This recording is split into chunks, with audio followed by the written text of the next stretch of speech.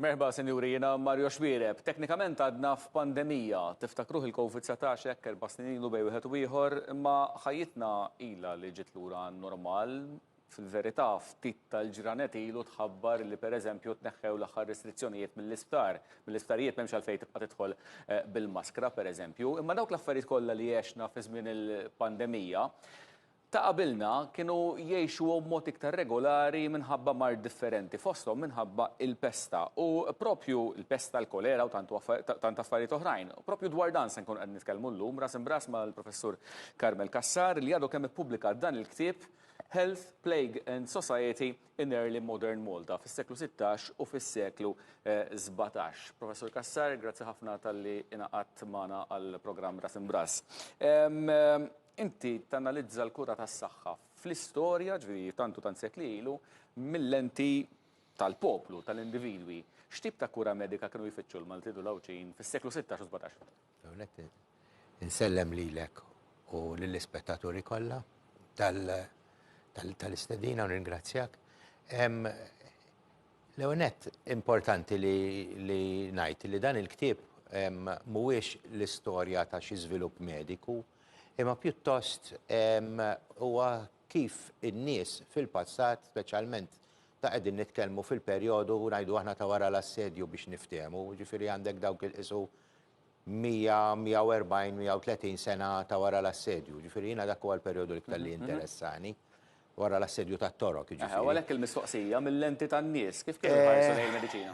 Il-mediċina kienet kien hemm tipi varji ta' mediċina, ġifieri tista' tmur għand il-physician, ġifieri t-tabib li mar jistudja fuq università kif huma ħafna mit-tobba tal-lum. Tista' tmur għand il-barbier, il-kirurgu, li tuża il-kelma barbier għal raġuni partikolari. Għaliex daka kienet isa apprentistat. Ġifieri inti daw kienu jagħmlu anke operazzjonijiet żgħar. Imbagħad kellek il-qassisin jew inkella kieriċi li kienu jkunu eżorċisti għax kienu jemnu illi għandek xi magħmul jew inkella daħal ix-xitan fik u allura jagħmlu lek eżorċiżmu. L-eżorċiżmu ma kinux ħarsu biss leħ b'mod kif inħarsu lejh illum fis-sens pur tal-reliġjon, imma anke li speċi l-idea li kien hemm ossessjoni fost in-nies illi speċi dan huwa xi ħaġa li tista' tfejjaqa anke bit-taħrita ta' talb u ġieli kienu jużaw xejjex u ġieli kienu jagħmlu affarijiet oħrajn ukoll. Imbagħad għandek, ovvjament, mhux il-bot minn dan, ix-xogħol l-attivitajiet li kienu jagħmlu dawk li għandna llum ngħidulhom bħala sħaħar. Is-sħaħar. Is-sħaħar huma wkoll kienu involuti f'dat tip ta' attività. U kellek ukoll fost daw in-nies li ġieli kienu jagħmlu sħaħar ukoll anke dawk li ngħidulhom il-qwiebel, jiġifieri li kienu jgħinu lin-nisa biex iweldu l-tfal. Dawna kien ikollhom liċenzja kemm mingħand l-istat fil-każ ta' Malta mill-Granmastru u anke mill-Knisja, kien hemm ħafna restrizzjoni u kontrolli fuqhom, ħafna kif nafu daw kienu jweldu fid-dar, in-nisa, imma daw kienu jkunu jafu ħafna affarijiet, pereżempju kif għandek tieħu ħsieb it-tfal tiegħek meta jkunu qegħdin jikbru, ma rridux ninsew il-tfal prattikament nofs it-tfal li kienu jitwildu kienu jmutu qabel ma jalqu 5 snin. Ġifieri allura t-tendenza kienet li kienu jimirdu ħafna daw it-tfal u anke n-nisa li kienu jkollhom it-tfal, ovvjament kienu esposti għal ċertu tip ta' mart, anke minħabba nuqqas ta' iġene. Ġifieri allura daw kienu jkunu jafu wkoll kif jagħmlu id-duwi u affarijiet minn dawn. Qed tittini l-impressjoni li għandek varjetà sħiħa, spettru sħiħ ta' nies li b'xi mod kienu jippruvaw jinvolvu ruhom fil-mediċina minn dawk li jistudjaw u issa forsi spjegali daqsxejn x'kienu jistudjaw, ġifieri l-mediċina bħallum il-ġurnata ovvjament għamlu avvanzi kbar, tob għamlu avvanzi kbar, però mbagħad għandek ukoll il-mediċina tal-kultura popolari, iżu dak insejħulu l-alternative healer illum il-ġurnata. Iva. Kien hemm diversi. Fil-fatt in-nies ħafna nies ma kienux imorru għand persuna waħda, ġifieri min kien jista' jħallas kien imur għand it-tabib. Imma ħafna drabi n-nies ma kienux jistgħu jaffordjaw iħallsu u jmorru għand it-tabib. Issa l-unika mezz tajjeb li tmur għand it-tabib u jkellmek tabib, u erak tabib, ġifieri l-istudja, il-mediċina kif suppost, dakka kont tmur is-sagra infermerija tal-ordni. Tal-ordni. Dakka Għax ovvjament il-kavalleri l-għan primarju tagħhom kien dejjem. Appuntu. Imma dakka kien privileġġ kbir li kont issibu, per esempio, Malta kien privileġġ kbir fi żmien il-kavalleri da, f'postijiet oħrajn u fi żminijiet oħrajn kellek nies f'postijiet oħrajn jiġifieri ma kellhomx l-aċċess daqshekk faċli għall-infermerija, għall-isptar, u allura kienet iktar faċli li tagħmel affarijiet oħrajn. Jiġifieri tidħol ma biex qed ngħid li m'għandekx sptarijiet bliet oħrajn importanti. Pereżempju Ruma kellek is-Santu Spiritu li għadu hemm sal-lum fejn nafu kellek oħrajn. Imma kullum kien Imma l-aċċess kien diffiċli. Imma il-kwalità tal-mediċina u tal-mediċina l-kienu jagħtu kienet pjuttost iktar limitata milli hawnhekk. Jiġifieri aħna l-kelm jiġifieri dan ma nirrealizzawx li f'ċertu sens dawn kienu naqra privileġġjati wkoll.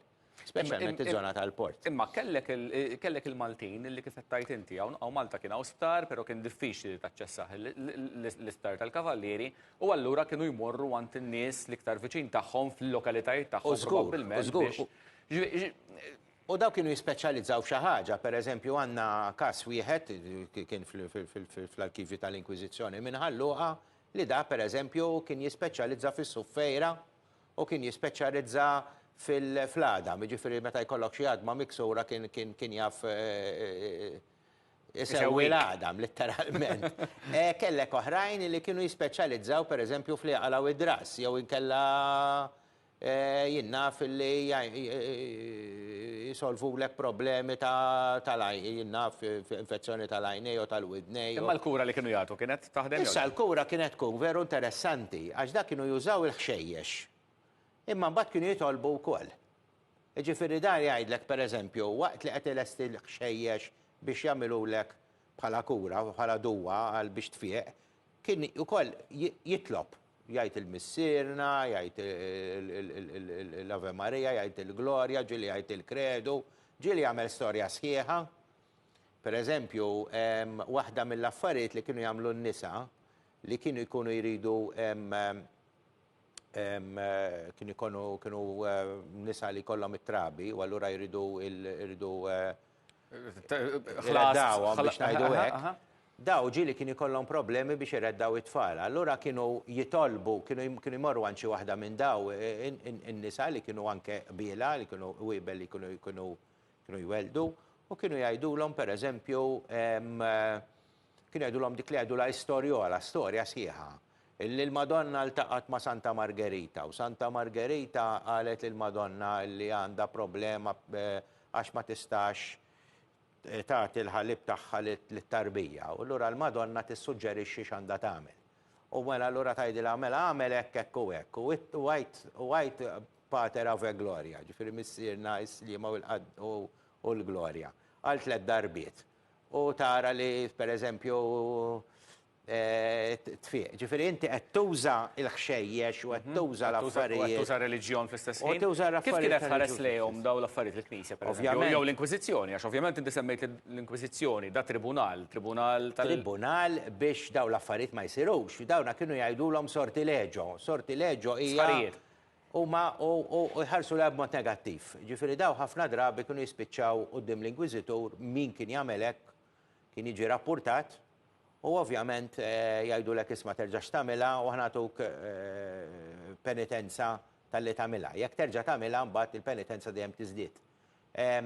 Imma ħafna drabi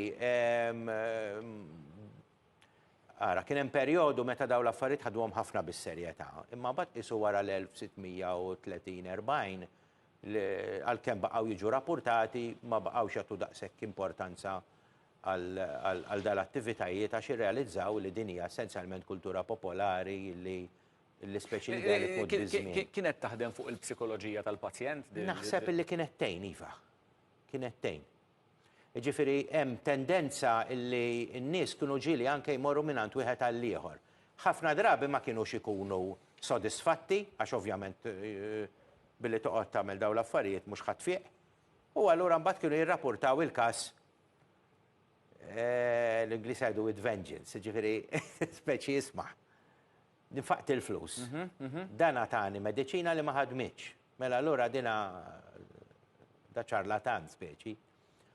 Imma li hemm interessanti li ċ-ċarlatanizmu jew inkella nies li kienu jagħmlu dat tip ta' attivitajiet kienu jiġu jagħmluti anke mill-elit. Pereżempju, fil-każ tal-pesta, pereżempju, kien hemm pesta partikolari, il-pesta tal-1676 li fiha mietu wieħed minn kull 5 tan-nies li kienu jqogħdu fil-Gżejjer Maltin, mhux ċajta. Tkellmu 20% tal. Qed ngħidu ġifieri li kien hawn popolazzjoni ta' 60,000 ruħ u 11,300 mietu bil-pesta.